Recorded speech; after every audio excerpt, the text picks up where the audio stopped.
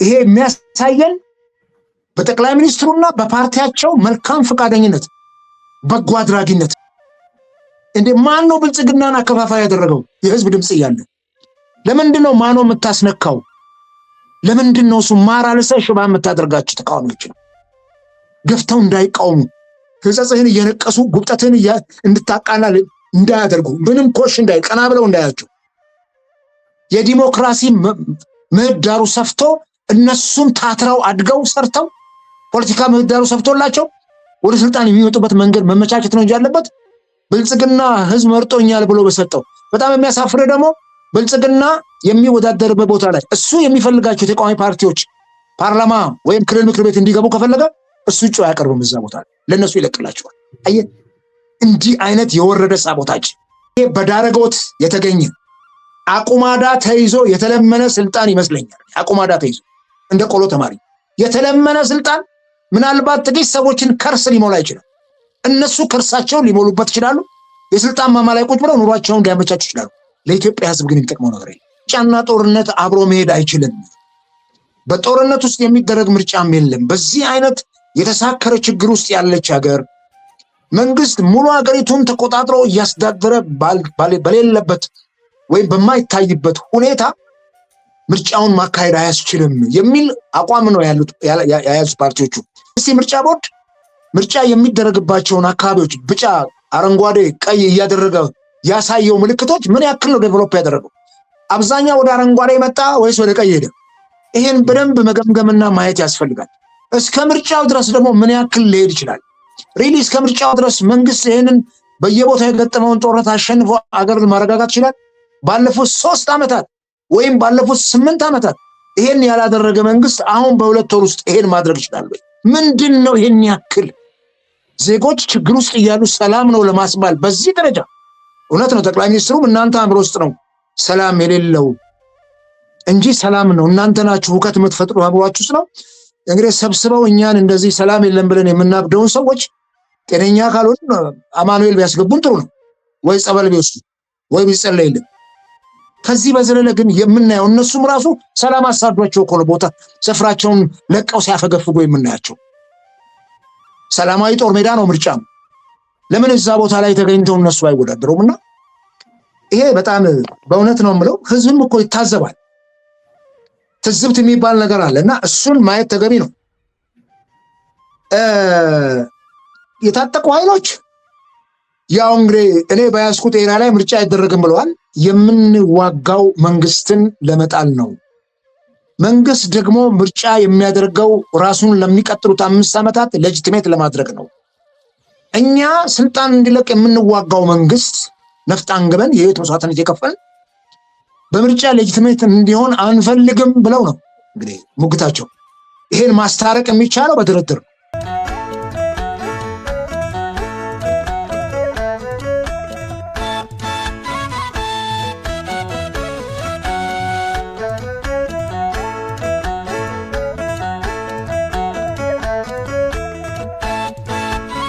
ሰላም ጤና ይስጥልን ክቡራንና ክቡራን የነጋሪት ቲቪ ተከታታዮቻችን እንደምን ቆያችሁ? በሀገራችን ኢትዮጵያ ወቅታዊ ሁኔታ በተለይም ግንቦት 24 2018 ዓ.ም ይካሄዳል ተብሎ በሚጠበቀው 7ኛው ሀገራዊ ምርጫ ዙሪያ ሰፊ ቆይታ እናደርጋለን። ምርጫው ይካሄዳል ቢባልም ዋና ዋና የሚባሉ የፖለቲካ ፓርቲዎችና የታጠቁ ኃይሎች ሂደቱን በከፍተኛ ሁኔታ እየተቃወሙትና ስጋታቸውን እየገለጹ ይገኛሉ። ዛሬ እነዚህ ነጥቦችን በጥልቅ ለመፈተሽ በነጋሪት ቲቪ ከመምህርና ከፖለቲከኛ እንዲሁም ከደራሲ አበባ አካሉ ጋር ቆይታ እናደርጋለን። እስከ መሰናዶ ፍጻሜ ድረስ አብራችሁ እንድትቆዩ ጋብዛችሁ እኔ ይድነቃቸው ከበደ ነኝ።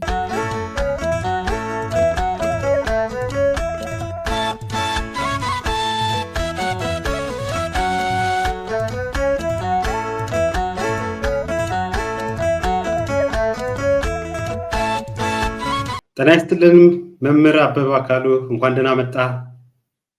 እኔ እንኳን ደህና ቆየኝ። እጅግ አድርጌ አመሰግናለሁ። እንግዲህ ዛሬ ከተመልካቾቻችን ጋር ቆይታ የምናደርግበት ርዕሰ ጉዳይ ፓርቲዎችና የታጠቁ ኃይሎች የገለጿቸው አቋሞችን በአጭሩ እንመለከታለን። በመጀመሪያ እናት ፓርቲ፣ መያድና ኢህአፓ ያሉ ስብስቦች የያዘው ትብብር ለኢትዮጵያ አንድነት የእጩዎች ደህንነት ካልተጠበቀና የፖለቲካ ምህዳሩ ካልተከፈተ በምርጫው እንደማይቀጥልም ማስታወቋል። በተለይ በአማራ በኦሮሚያና በትግራይ ያለው የጸጥታ ችግር እንደ ዋነኛ እንቅፋት ጠቅሷል። ሌላው ደግሞ አንጋፋ ሆነ በታሪኩ ለመጀመሪያ ጊዜ በምርጫ ለመሳተፍ 163 እጩዎችን ቢያቀርብም ምርጫው የሚካሄድባቸው አብዛኛው አካባቢዎች በጦርነት ውስጥ ናቸው ሲል ስጋቱን ገልጸዋል። በሶስተኛ ደረጃ በሌላ በኩል ደግሞ ኦነግ ሸኔ የኦሮሞ ነጻነት ሰራዊትና የፋኖ ንቅናቄ ሂደቱን ሙሉ በሙሉ ውድቅ አድርገውታል። ሂደቱን ለውጭ ዓለም አቀፍ ፍጆታ የሚዘጋጅ ትዕይንትና የማጭበርበር ተግባር ነው ሲሉም ፈርጀውታል። በእነዚህ ዋና ዋና ጉዳዮች ነው ቆይታ የምናደርገው። ወደ ውይይታችን እናምራ። እንደው በቅድሚያ ስንጀምር መምህር አበበ ትብብር ለኢትዮጵያ አንድነት የአፓ መኢአድ እናትና ኦነግ የውጭዎች ደህንነት ካልተረጋገጠ አንሳተፍም ማለታቸው ይታወቃል። ሰላም ሳይሰፍን የፖለቲካ እስረኞች ሳይፈቱ የሚዲያ ነጻነት ሳይረጋገጥ ወደ ምርጫ መግባት ምርጫው የስልጣን ማደሻ ድራማ አያደርገውም ብለህ ትገምታለህ? በእርግጥ ይሄን ተደጋጋሚ ስናነሳው ነበር እና የእነሱን መግለጫ መሰረት አድርገን እስኪ ስለዚህ ምርጫ ሽንበል። አመሰግናለሁ። ይድኔ እንግዲህ አገር ውስጥ የሚታገሉ ሁለት ሰላማዊ ፓርቲዎች ወይም ሁለት ግሩፕ የሆነ ትብብሩም አራት ፓርቲዎች ያሉበት ኢህአፓ እናት መኢአድና የአማራ ጊዮናዊ ፓርቲ አራቱ ያሉበት ትብብር መግለጫ እኔም ተመልክቼዋለሁ። ኦነግም የኦሮሞ ነጻነት ግንባር እንደዚሁ ያወጣው መግለጫ አለ። ተመሳሳይነት ያላቸው ናቸው። በተለይ ከዚህ ከሰላማዊ ሁኔታ አንጻር ከሀገሪቱ አሁን ካለው የጦርነት ችግር አንጻር ተመሳሳይ ሀሳብ ወይም ተመሳሳይ ጥያቄ ነው ያቀረቡት። ትብብሩ ደግሞ በተጨማሪም ከዚህ በፊት ሲነገሩ የነበሩ ወይም ከዚህ በፊት የተቀመጡ ቅድመ ሁኔታዎችን እንደገና አስቀምጧል። ምክንያቱም እነኛ ቅድመ ሁኔታዎች ምላሽ ስላላገኙ ነው። በተለይ የእስረኞች መፈታት፣ የፖለቲካ ምህዳሩ መስፋት፣ ይሄ ከጦርነት አዙሪት የሀገሪቱ እንትን መውጣት፣ የሚዲያ ነፃነት መኖር፣ ገለልተኛ ሚዲያው ነፃ ሆነ ሁሉንም ሰርቭ እንዲያደርግ እነኚህ የተነሱ ጥያቄዎች አንዳቸውም አንዲት እንኳን እንትን ሳይመለስ ነው ወደ ምርጫው የተገባውና ወደ ሂደቱ የተገባው። ይህም በተመለከተ ነው እንግዲህ ትንሽ ማስጠንቀቂያ ማዘል የሆነ እንትን ያወጡት። ኦነግ ያው ለመጀመሪያ ጊዜ ማለት በሚያስብል ደረጃ ነው ሊወዳደር የመጣው ወይም ወደ ውድድሩ የገባው። እነኚህ ሁለቱ በፓርቲነት ተመዝግበው በምርጫ ቦርድ ላይሰንስ ሆነው የሚንቀሳቀሱ ናቸው። ኦላ ወይም ኦነስ፣ እኔ ኦነግ ሸኔ አልለውም። ምክንያቱም ኦላ ነው የሚሉት ራሳቸውን፣ የኦሮሞ ነጻነት ሰራዊት ነው የሚሉት። ኦነሰ ነው የምንለው በአማርኛ፣ ኦላ ነው የሚሉት እነሱ። እሱ ደግሞ ጫካ ነው ያለው፣ የትጥቅ ትግል እያደረገ ነው። ፋኖም የትጥቅ ትግል እያደረገ ነው። እነኚህ ሁለቱ ደግሞ የሚያነሷቸው እንትኖች ቶታሊ በምርጫውም እምነት የሌላቸው፣ ምርጫው ገዢውን ፓርቲ ወይም ብልጽግናን እድሜ ለማርዘም ነው የሚል የጸና አቋም ነው ያላቸው። ምክንያቱም ነፍጥ አንግበውም በረሃ የወረዱት ስርዓቱን በነፍጥ እንጥላለን ነው፣ በሰላማዊ ትግል አያዋጣንም የሚል አቋም ስላላቸው ነው። እንግዲህ ሁለቱ የተለያዩ ናቸው። እዚህ ሀገር ውስጥ ያሉት ፓርቲዎች ያወጧቸው መግለጫዎች ከፖለቲካ ምህዳሩ መስፋት ካለው ችግር አንጻር አገሪቱ በጦርነት አዙሪት ውስጥ እንዳለች ስላወቁ ይሄ አያስኬደንም ነው። ምክንያቱም እነሱ ናቸው ተዋናያኑ፣ እየተወኑ ያሉት መድረኩ ላይ እነሱ ስለሆኑ በደንብ ይታወቃል እኮ ፓርቲዎቹ በደንብ ነው። አገር ውስጥ ሆነን እኮ ያለውን ችግር እንዴት እንደማያስኬድ እግር ተወርች እንዳሰረ እኮ እናውቃለን። እውነት ነው ብልጽግና አጃቢዎች ያስፈልጉታል። በማጀብ ደረጃ ካልሆነ በስተቀር በዚህ ምርጫ የተለየ ነገር ይፈጠራል ተብሎ አይታሰብምና እንግዲህ ትላንትና ጥምረቱ ያወጣው መግለጫ ምናልባት በሚቀጥለው ሌላ መግለጫ እንጠብቃለን ብዬ እገምታለሁ። ምክንያቱም ቅድመ ሁኔታዎችን አስቀምጧል። እነኚህ ሁኔታዎች ካልተሟሉ ኔክስት የሆነ እርምጃ እንደሚወስድ የገለጸው ነገር አለ። እሱን እናያለን። እንደምታውቀው የፋኖ ኃይሎች ያው ማስጠንቀቂያ ሰጥተዋል። በሚንቀሳቀሱበት የአማራ ክልል ላይ ምርጫው እንዳይደረግ እነሱ ከፍተኛ ትንቅንቅ እንደሚያደርጉ ገልጸዋል። አይ ቲንክ የኦሮሞ ነጻነት ሰራዊትም ኦላም እንደዚሁ አይነት አቋም ነው ያለውና ኦነግም አገር ውስጥ የሚንቀሳቀሰው ኦነግ ያው አስቸጋሪ ስለሆነው የሀገር ውስጥ የውጭ እያልን የምንለው እንግዲህ ምክንያቱም ኦነግ በጣም በርካታ በሱ ስሞች የሚጠቀመዋል። የትኛውን እውነተኛ የሚለውን እንኳን በፍርድ ቤት እንትን ተብሎ ብልጽግና ራሱ ሁለት ቦታ ከፍሎ ፓርቲውን ዥዋዥዌ ሲጫወትበት እንደከረመ ይታወቃልና አሁን በአቶ ዳውድ ኢብሳ የሚመራው ኦነግ ነው። በፍርድ ቤትም እውቅና ያገኘው ኦነግ እሱ ነው እኔ እስከማውቀው ድረስ። ሌላ የተለየ ለውጥ የለም። ከዚህ አንፃር ይሄ ኦነግ ደግሞ ኦሮሚያ ውስጥም በመላው ሀገሪቱ ያደራል ብሏል። ኦሮሚያ ውስጥ ሐረር፣ ድሬዳዋ፣ አማራ ክልል ላይም እንደዚሁና ይሄም ፓርቲ የሚያቀርባቸው ቅድመ ሁኔታዎች አሉ፣ የሚያነሳቸው ጥያቄዎች በተለይ ሀገሪቱ የሰላም ጉዳይ፣ የፖለቲካ ምህዳሩ አለመስፋት ጉዳይ እሱንም እንደሚያስጨንቀው ገልጾታል። ነገር ግን እዛ ላይ ያነሳው ሀሳብ ምንድን ነው? ብቸኛው ሰላማዊ መንገድ ስለሆነ ነው የምሳተፈው። ብቸኛው ሰላማዊ መንገድ ስለሆነ ነው የምሳተፈው የሚል ነው። ሰላማዊ ትግል ስለሚያደርግ ሀገር ውስጥ ብቸኛው ሰላማዊ መንገድ ነው ምርጫ። ምንም ጥርጥር የለውም እኮ ምርጫው ሰላማዊ ሆኖ እንትንም ቢል ኖሮና ምህዳሩ ቢሰፋ ጫካ የገባውም እኮ ይመጣ ነበር። የምህዳሩ አለመስፋት፣ አገር ውስጥ ያለው ቀውስ፣ የገዢው ፓርቲ በጣም ወፋፍራም ጡንቻዎችና እጆች ህዝቡ ላይ መበርከት፣ አገዛዙ ጨካኝ መሆን፣ ያገዛዙ ከፍተኛ ተጽዕኖ ማድረስ፣ እስሩ፣ ማስፈራሪያው፣ እንግልቱ፣ ግድያው፣ ወጥቶ አለመግባቱ፣ የሰላም እጦቱ እነኚህ ችግሮች ናቸው እንግዲህ ሰውን በዚህ ምርጫ ላይ ጥርጣሬ እንዲያድርበት ያደረገውና እንግዲህ የምናየው ነው። 2 ወር ከምናምን ይቀረዋል ነው ኦልሞስት 2 ወር ከ15 ቀን አካባቢና እንግዲህ በዚህ ውስጥ ምን ሊፈጠር ይችላል የሚለውን ነገር በቀጣይ የምናየው ነው የሚሆነው። ይመቃቸው።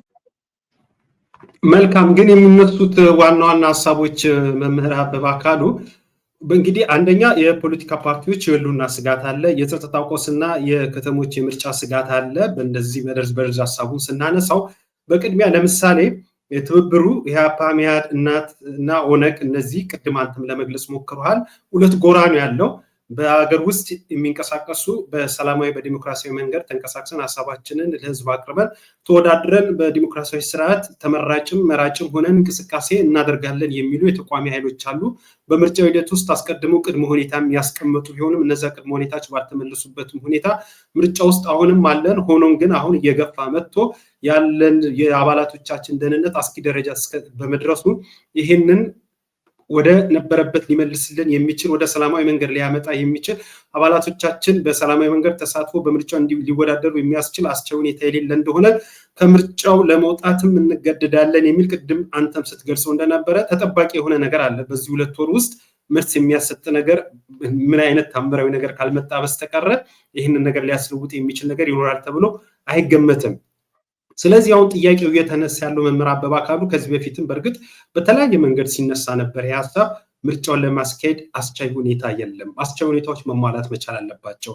እንደ ሀገር የሚያስፈልገን ሰላማዊ እጅግ የሆነ ታማኒነት ያለው ምርጫ ተካሂዶ ከህዝብ ለህዝብ የተመረጠ መንግስት ያስፈልገናል። ይሄ ስልጡን አካሄድ ነው። ምርጫን የሚጠላ የለም። እዚህ ስርዓት ላይ ግን ለመድረስ አሁን የሚያስችል ሁኔታ የለም። አስቻይ ሁኔታዎቹ ይፈጠሩ በሚል የተለያዩ አካላቶች ሀሳባቸውን ሲገልጹ ነበር። ይሄ ባልሆነበት ሁኔታ ነው እንግዲህ በሀገር ውስጥ የሚንቀሳቀሱ የተቋሚ ፓርቲዎች በህብረትም በተናጥልም ያሉት በጋራ ያወጡት ምንድነው?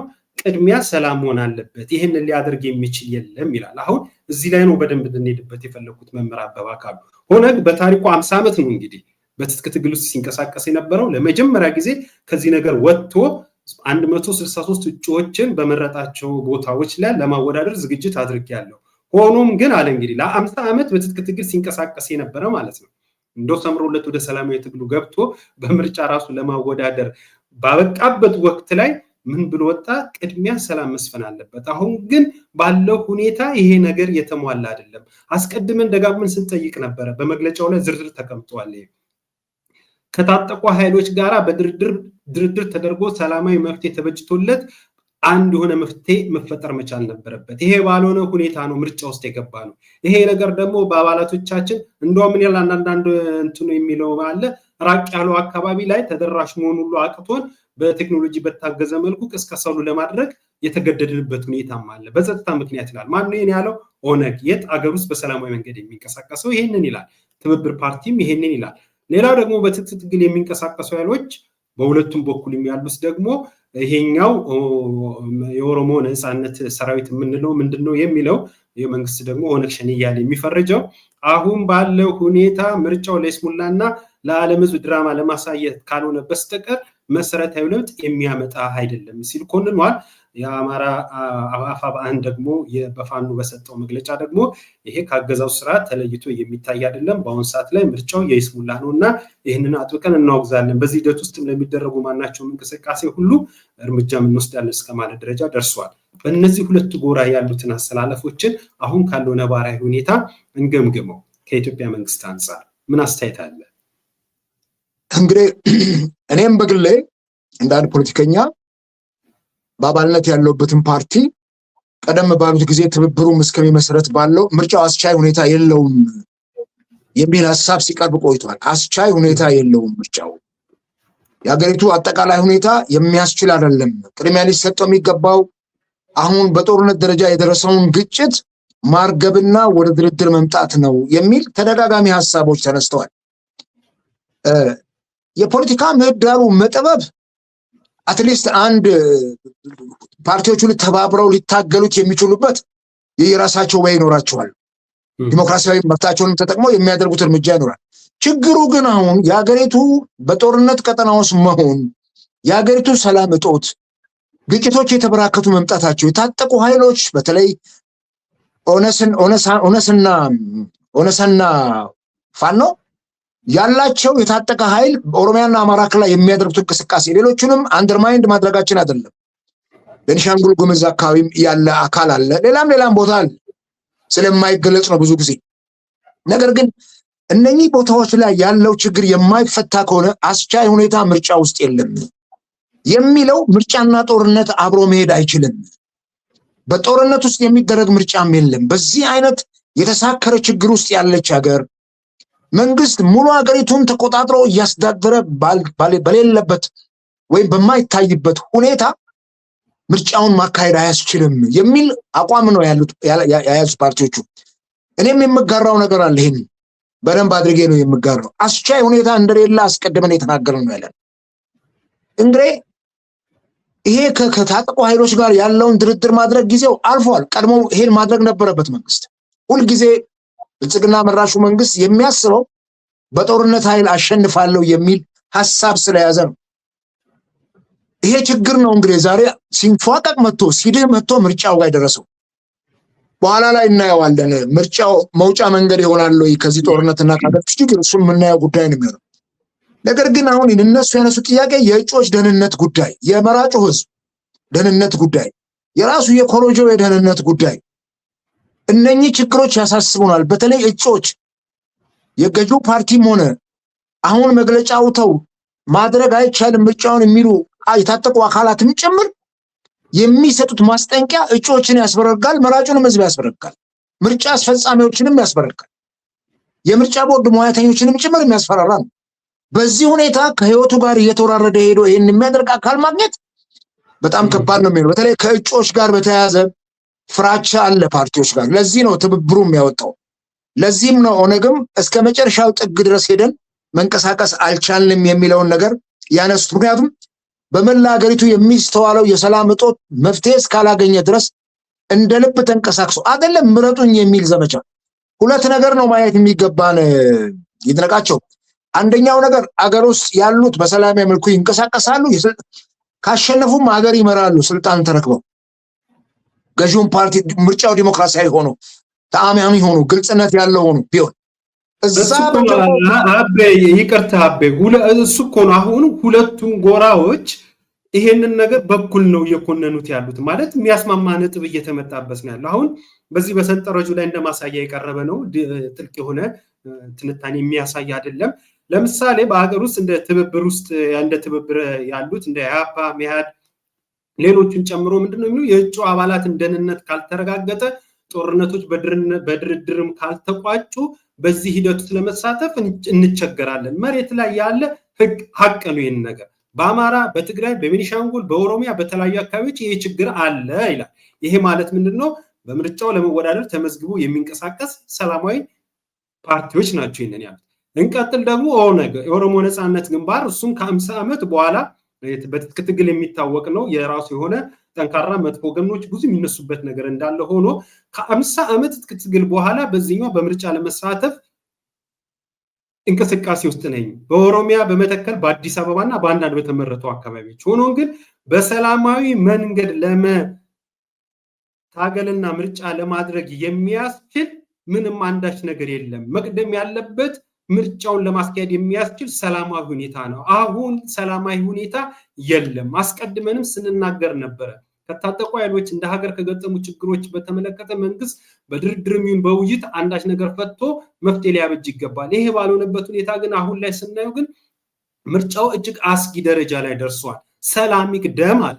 እንግዲህ እነዚህ ኦነግ ነው በትብብር ያሉት። እነዚህ በሰላማዊ መንገድ ሀገር ውስጥ የሚንቀሳቀሱ ፓርቲዎች ናቸው። የኦሮሞ ነፃነት ሰራዊት ወይም ኦነግ ወይም ደግሞ መንግስት ሸኔ የሚለው ደግሞ ምን አለ? ምርጫው ለውጭ ፍጆታ የሚዘጋጅ ትዕይንት ነው።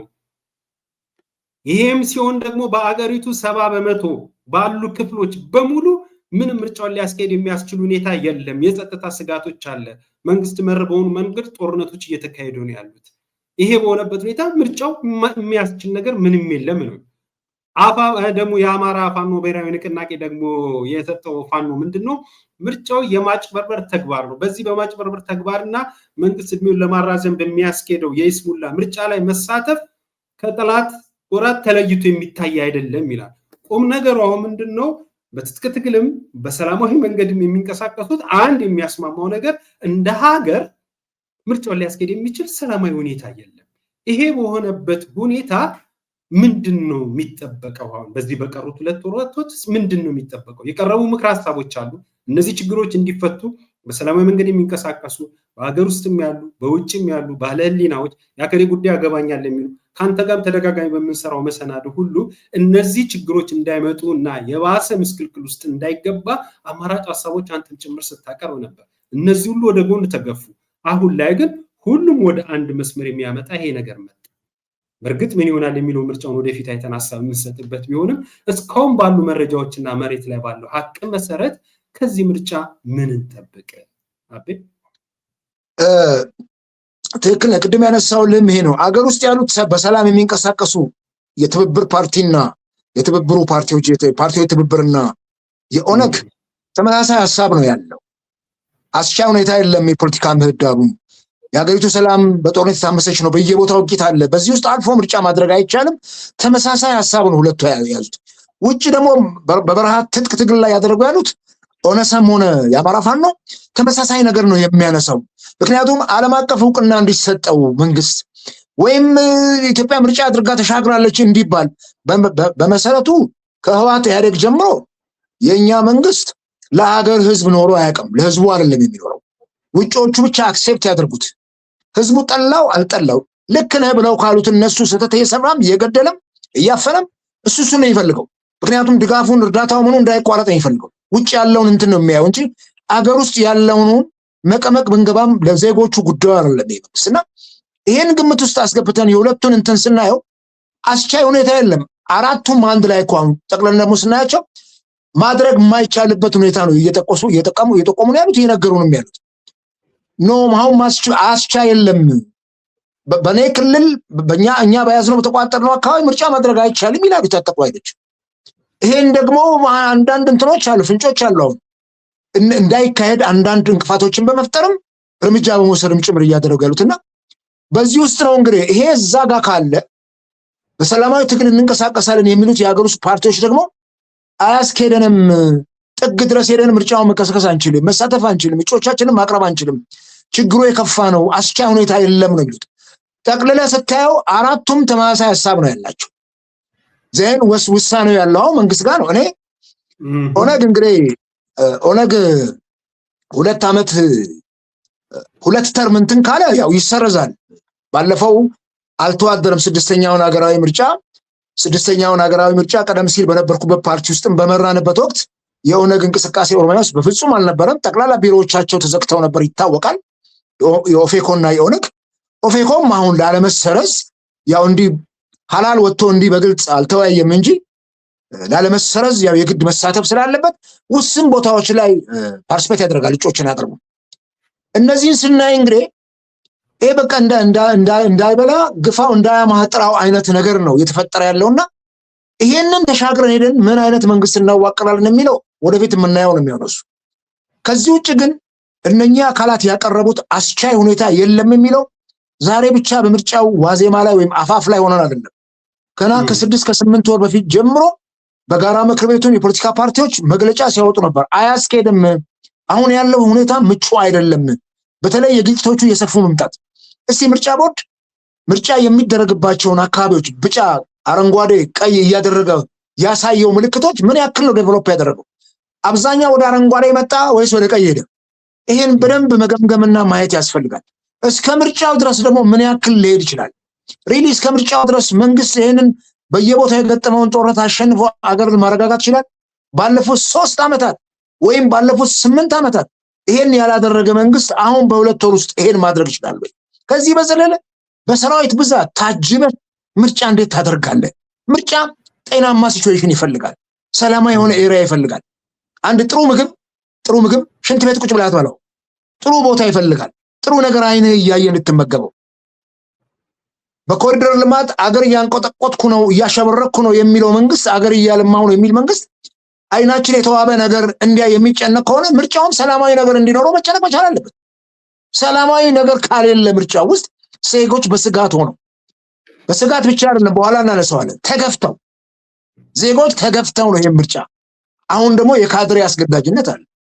ተገፍተው ይሄ ድሮ እናቶቻችን አፍንጫችንን ይዘው ሙቅ እንደሚግቱን አጥሚት እንዲህ ተገፍተህ የምትመርጠው ምርጫ ህዝቡ ከልቡ አይደለም አስገድደው፣ ፍላጎት የለውም፣ አፕታይት የለውም። ስለዚህ ይሄን ስናስተውል እነዚህ የተጠየቁ ጥያቄዎች በአግባቡ ምላሽ እስካላገኙ ድረስ በተለይ ሀገር ውስጥ ያሉት ፓርቲዎች እነሱ ናቸው አንድም ተዋናይ። ያው እነኛ ሁለቱ ለይቶላቸው የሚያዋጣን የትጥቅ ትግል ነው። ይሄ ስርዓት ከትጥቅ ትግል ውጪ በሰላማዊ ምርጫ አገሪቱን ይመራል ብለን አናምንም ብለው ገብተዋል። ትላንትና ህወሓትም ገብተው ነበር፣ እነ ወያኔ ትላንትና አርበኞች ግንቦት 7ም ገብተው ነበር። ኦነግም ራሱ በረሃ ነበር በሰዓቱ። እንደዚህ አይነት እንትን ያላችሁ ሰዎች ይገባሉ። የትጥቅ ትግል አማራጭ ነው። ሌላውም ዓለም ላይ ያለ እኛ ጋር ብቻ አይደለም። ይሄንን ነው ከመጀመሪያው ጀምሮ መቅረፍ ይገባው የነበረው ይሄ መንግስታችን ተንጠልጥሎ ምርጫው ጋር ሄደ። በኋላ እናየዋለን። አንስተዋል ጥያቄ ላይ ምርጫው ችግሩን ይፈታዋል የሚለውን በደንብ ለማየት እንሞክራለን። ምርጫ ሰላማዊ ሲሆን የሀገር ችግር ነገ የምትቀጥለውን ሀገር ይመራል። ምርጫ ችግር ያለባትን ሀገር ግን የበለጠ ችግሯን ነው የሚያባብሰውና በዚህ መልኩ ፓርቲዎቹ በተለይ ሀገር ውስጥ ያሉ ፓርቲዎች ያቀረቧቸው ቅድመ ሁኔታዎች ክሪቲካል ጉዳይ ሲምፕሊ እንውሰድ። ለምሳሌ ጥምረቱ ያቀረበው ቀደም ሲልም ቀርቧል። ኢህአፓም አቅርቦታል። በግል እስረኞችን ልቀቁ፣ የፖለቲካ እስረኞችን፣ የህሊና እስረኞችን ደረቅ ወንጀል አልሰሩም እስካሁን ድረስ ስንት ዓመት ይመላለሳል ፍርድ ቤት የተገኘባቸው እንትን የለም፣ ልቀቋቸው። እነሱም ታስረው እኮ በረሃ ያለው ችግር ጫካ ያለው ችግር እኮ አልተቀረፈም፣ እንዲያውም እየጨመረ ነው የመጣው። እነሱ ምክንያት ናቸው እንዳይባል እንኳን እነሱን ለመፍታት እንኳን የመንግስት ስሜት ምን ያክል ዳተኛ እንደሆነ። ይሄ ማለት ምንድነው? አገርን አብሮ ተማክሮ ለመምራት በሚደረገው እንቅስቃሴ መንግስት ድምጹን የሰዎችን ሌሎችን ድምጽ መስማት አይፈልግም። ከራሱ በስተቀር ከራሱ ሐሳብ በስተቀር የሌላውን ፓርቲ ሐሳብ ማስተናገድ አይፈልግምና እዛ በረሃም ትጥቅ አንግበው የወረዱት እንትኖች በቃ ህዝባችን ተጎዳ፣ ይሄን መብት ተነፈግን፣ መኖር አልቻልንም፣ ዜጎች በየቦታው የተገደሉ ነው፣ የታፈኑ ነው፣ የታረዱ ነው። ይሄንን ማስቆም እኮ ነው። ይሄ ቢቆም እኮ እነኛም አካላት እኮ ነፍጣቸውን አንግበው እድሜ ልካቸውን በረሃ ውስጥ አይንከራቱም። ስለዚህ አስቀድመው መሰራት የሚገባቸው ስራዎች ናቸው። ይሄ ስራ አልተሰራም። ቅድም እንዳልኩ በዚህ 2 ወር ውስጥ ፓርቲዎቹ የጠየቁት ጥያቄ ይሟላል ብሎ ማሰብ ከንቱ ህልም ነው የሚሆነው። እሱ እንዳለ ሆኖ አሁን የመንግስት አደገኛ ግትርነት እያየን ነው። የተቃዋሚ ፓርቲዎችም ስጋት እንዲሁም ደግሞ የታጠቁ ኃይሎች ደግሞ አማራጫችን ነው ባሉት መስመር የያዙት ጥብቅ መንገድ አለ። በዚህ መሃል ብሔራዊ ምርጫ ቦርድ ገለልተኛን አቋሙን እንዴት ይፈተናል? ቦርዱስ ምርጫውን የማራዘም ወይስ የማካሄድ የህግ ኃላፊነት አለበት ወይ? በዚህ ዙሪያ ላይ ከቦርዱስ ምን ይጠበቃል? ምን እንጠብቅ ከቦርዱ? አሁን ተዋናዩ አንደኛው እሱ ነው የሚሆነው። መንግስት ግትር ያለ አቋም ይዟል። ድርድርም ሆነ ውይይትም ሆነ ጦርነቱን በማንኛውም መልኩ ለማስቆም ፈቃደኝነቱን እስካሁን ያየንበት ሁኔታ የለም። እንዳልነውም በአደል በዚህ በ2-3 ወር ውስጥ 8 ወር ሙሉ ያየናቸው ብዙ እንደ ሀገር ያዘንባቸው ሂደቶች አሉ። ተቋማዊ ፓርቲዎች ደግሞ ስጋታቸውን በእንዲህ መልኩ እየገለጹ ነው ያሉት። ታጣቂ ኃይሎች ደግሞ የያዙት አቋም አለ። በዚህ መሃል ምርጫ ቦርድ ምን አይነት አቋም ሊወስድ ይችላል? ምርጫውን ሊያራዝም ወይ ምርጫውን እንዲካሄድ ለማድረግ ወይ በዚህ ሂደት ውስጥ ምን አይነት ሚና ሊኖረው ይችላል ብለን እንገምት ከገለልተኝነቱም አንፃር?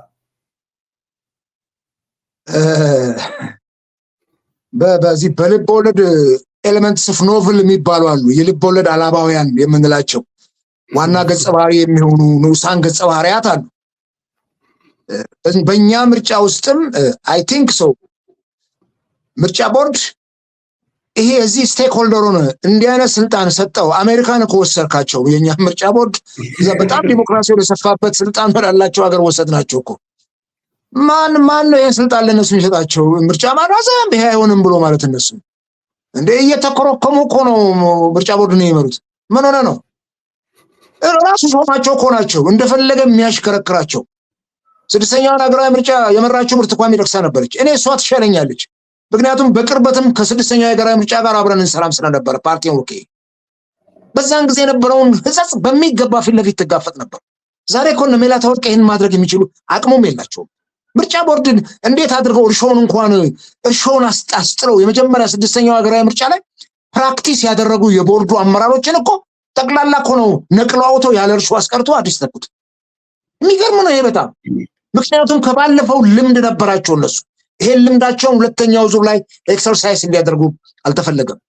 እኔ እነኚህ የዲሞክራሲ ተቋማት የሚባሉትን የውሸት ነው ገለልተኛ ናቸው እንዱ ዝም ብለን መንግስት ስለሚል በተአምር ገለልተኛ አይደሉም። ገለልተኛ ናቸው ብሎ መወሰንም አይቻልም።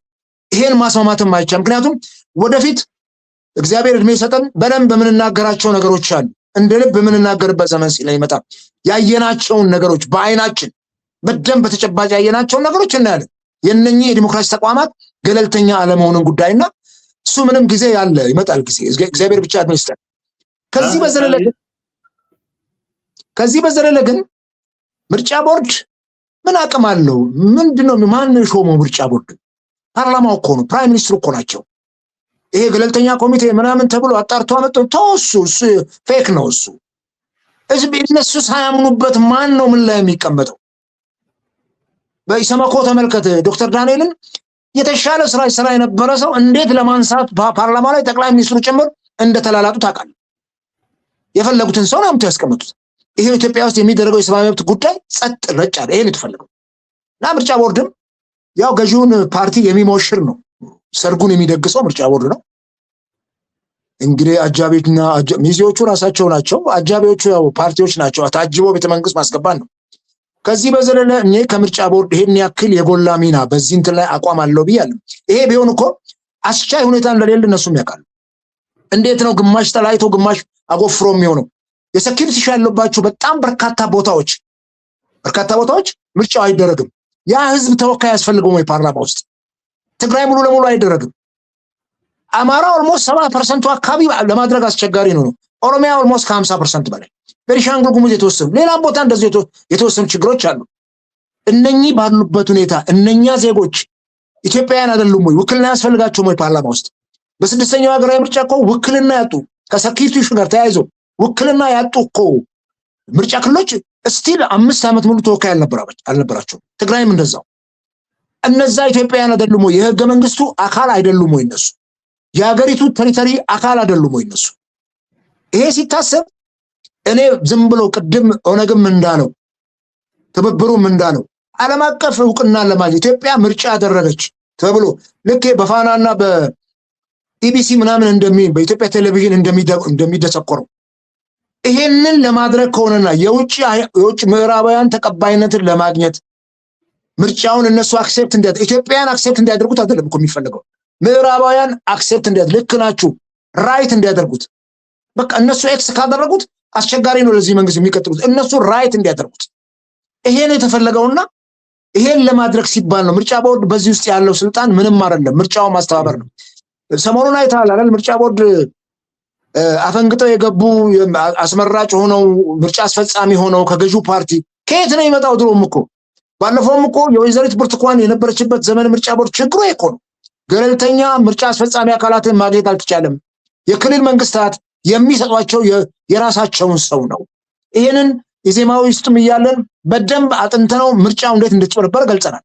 ከዛ ዶክመንት መማር ያስፈልጋልና የምል ምንድነው ምርጫ ቦርድን በዚህ ደረጃ ቅዱስ አድርጋ አትሳለው። በዛ መልኩ የሚሳለም አይደለም። የገዢው ፓርቲ አንድ ክንፍ ነው ብዬ ነው የማምነው እያደረገ ያለውን ነገርም ስለምናይ ከዚያ ዛ ምርጫ ቦርድ ማይቻልም ቢል ምን ችግር አለ? ከስልጣናቸው ያሽቀነጥራቸዋል። ይሄንንም መሞገት አይችሉም። አድርጎ የተባሉትን ነው የሚያደርጉት። ሌላው አሁን እዚህ ጋር በሰፊው አንተም ሂደበታል እየተባለም ያለው ነው። መንግስትም በእርግጥ ይሄ ምርጫ ለዓለም አቀፍ ተቋማት ያው በሀገር ውስጥ ዲሞክራሲያዊ ሂደት አለ የሚል ማሳያነት ነው እንግዲህ እንዲቀን ከሌሊትም እየተጋ ያለው። ግን ይሄ ነገር ግን መሬት ላይ ባለው ሀቅ ብንወስድ በሀገር ውስጥ ያሉ ክትትል ያደርጋሉ። በውጭ ያሉ ዓለም አቀፍ መንግስታት በኤምባሲዎቻቸው በተለያየ አታሾቻቸው በኩል በሀገር ውስጥ የሚደረጉት እንቅስቃሴዎችን ይመለከታሉ፣ ያያሉ፣ የራሳቸውን ትዝብትም ያስቀምጣሉ። የሲቪክ እና የሰብአዊ መብት ተቋማት ድርጅቶችም በሀገር ውስጥ በሚከናወኑ ማናቸውም ነገር ላይ ክትትል እያደረጉ ተደጋጋሚ መግለጫ ሲያወጡ አይተናል፣ አቅርበናል። አምነስቲ ኢንተርናሽናል፣ ሌሎችም የዓለም አቀፍ ተቋማቶች በተከታታይ እያወጧቸው ያሉት መግለጫዎች አሉ። ሆኖም ግን አሁን በሀገር ውስጥ ያሉት ሁሉም ፓርቲዎች በሚባል ደረጃ ከተወሰኑት በስተቀረ የምርጫውን ለማስኬድ የሚያስችል አስቻይ ሁኔታ አለመኖሩ የለም ብለው ብቻ አልወጡም። በሂደቱ ውስጥ ሆነው ራሱ የገጠማቸውን ችግር በእንዲህ መልኩ እየገለጹበት ያለበት ሁኔታ አለ። የታጣቂ ኃይሎች በዚህ ደረጃ እየሰጡት ያለ ግብረ መልስ አለ። ይህ በሆነበት ሁኔታ እውነት የተባለውን የስሙላ እንኳን ምርጫ ቢካሄድ የዓለም አቀፍ ተቋማት ምርጫው ተካሂዷል ብሎ ለመቀበል ያስችላሉ? አሁን ምን ቀረ? ታጣቂውም በዲሞክራሲያዊ መንገድም የሚንቀሳቀሰው አስቻይ ሁኔታ እንደሌለና ከዚህ ምርጫ ሂደት ውስጥ ራስን ለማግለል ቋፍ ላይ ባሉበት ሁኔታና ይሄ ነገር የሆነ እንደሆነ መንግስት ከዚህስ ምን ሊያተርፍ ነው? እና የመንግስት እንዲህ ያለው ግትርነት ይህንን ምርጫ አድርጌ ቀጥላለሁ ባይነት ምንድነው ምክንያቱ ብለን መመርመር እንችላለን። በዓለም አቀፍ ተቋማት ላይ የሆነ ጥሩ ስዕል እንዲያገኝ ጥሩ የሆነ ነገር ሆኖ እንዲታይ እንዳንል ቅድም ባልኩ ምክንያቶች በጣም ፉርሽ የሚያደርገው ውድቅ የሚያደርግበት ሀሳብ ምንድነው? የዚህን ያህል ግትርነት የመጀመሪያው ነገር እኔ ብልጽግና ሁሉም መንግስታት ስልጣናቸውን ይወዳሉ።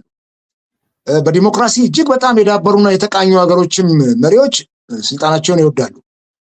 የብልጽግና ግን የተለየ ፍቅር ነው ስልጣን ያለው።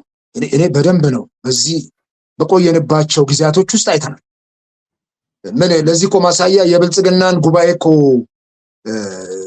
አንደኛ ጉባኤውን እኮ ማየት ተገቢ እኮ ነው የሚሆነው። እንዴት ተደርገው የራሳቸውን ፕሬዚዳንት ለመምረጥ የሄዱበት መንገድና ምርጫ ቦርድ እኮ ያን ቁጭ ብሎ እኮ ታዝበዋል። ምንም ማድረግ ስላልቻለና አቅም ስለሌለው እንጂ በዛ አይነት ሂደት ውስጥ መሄድ አልነበረበት። ፕሬዚዳንቱ ራሳቸው አስመራጭ ራሳቸው መራጭ ሆኖ ነው እኮ የጨረሱና ያንን ታዝበን ትተናል።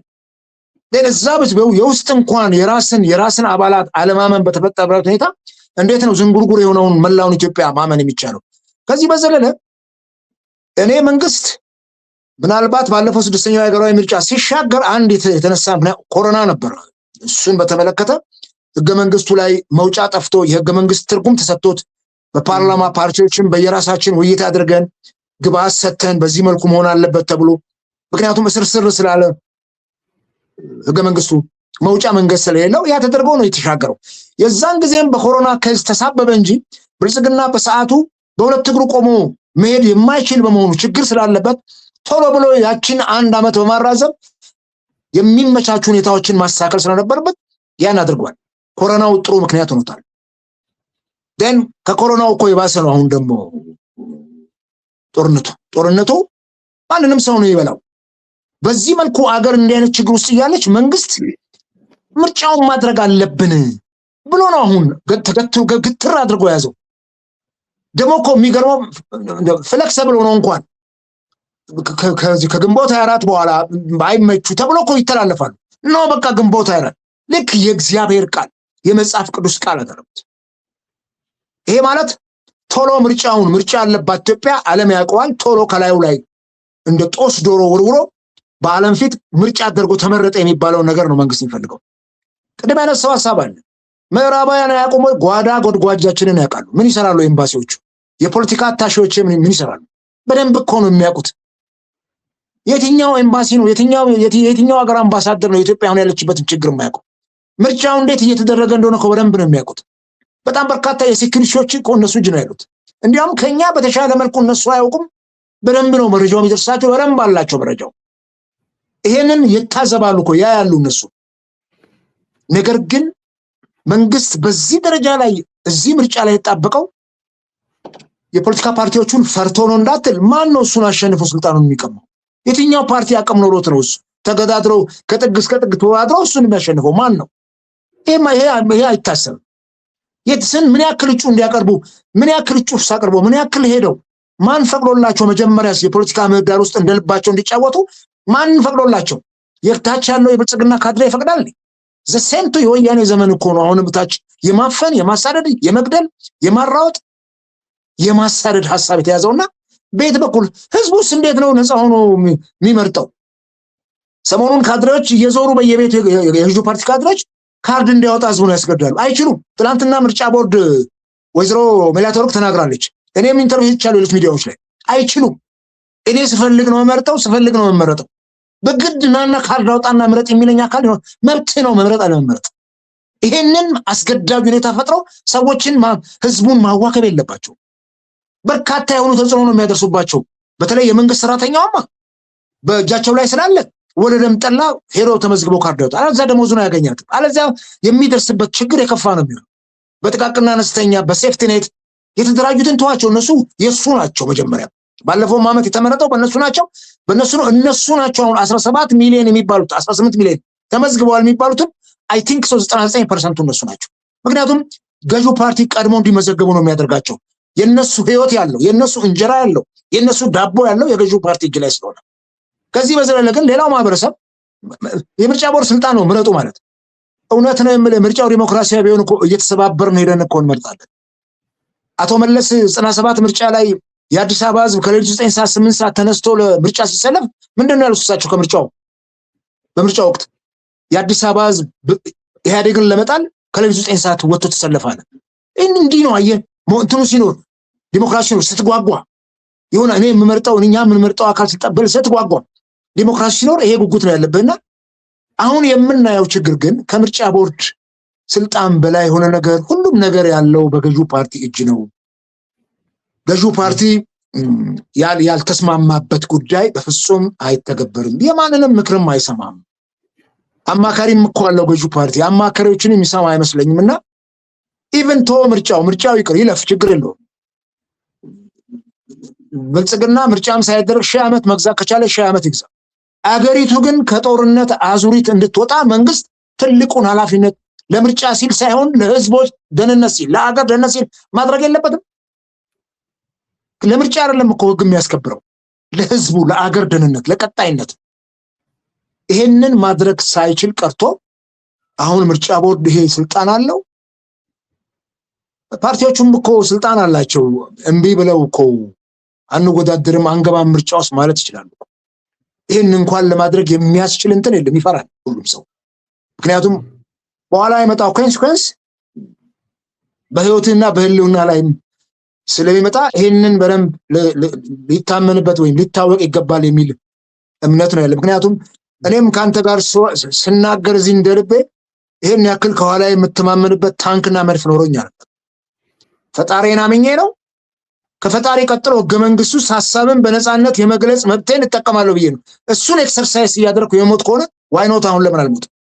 ይሄን ኤክሰርሳይዝ ማድረግ ስላለብኝ ነውና በዚህ መልኩ ይሄን ብናየው ምርጫ ቦርድ ምንም አቅም ያለውም ስቴክ ሆልደሮቹ ፓርቲዎች ናቸው። እነሱም ደግሞ በኋላ እንሄድበታለን። እንግዲህ ስልጣን ተቆንጥሮ ሊሰጥ ሰሞኑንም ጠቅላይ ሚኒስትሩ የተናገሩ ነበረ።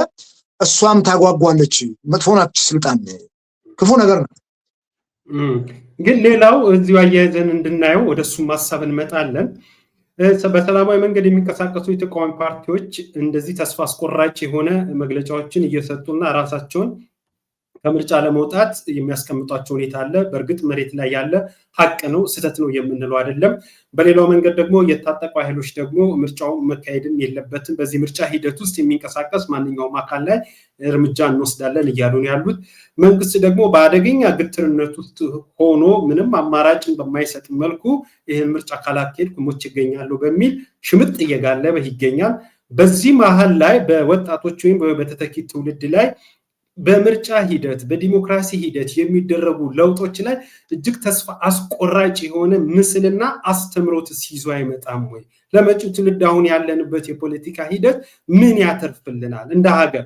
በእርግጥ አሁን ላይ ራሱ እንደ ሀገር ከባድ ሁኔታ ውስጥ ነው ያለነው። ምናልባት ከኖርንም እንደ ሀገርም ከቀጠልንም ጭምር ነው ይሄ ጥያቄ የማቀርበው እና ምን ለተተኪው ትውልድ ምን ይዞ ይመጣል?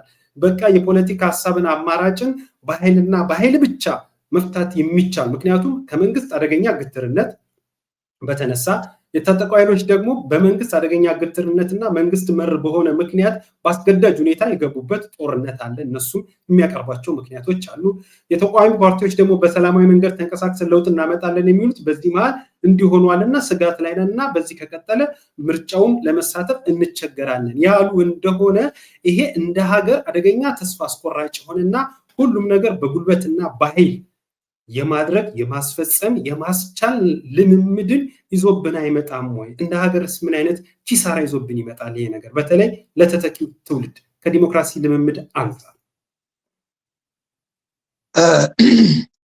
ባለፉት 30 እና 40 ዓመታት አገር ጥሎ የተሰደደውን ትውልድ ስናየው እጅግ የከፋ ነው የሚሆነው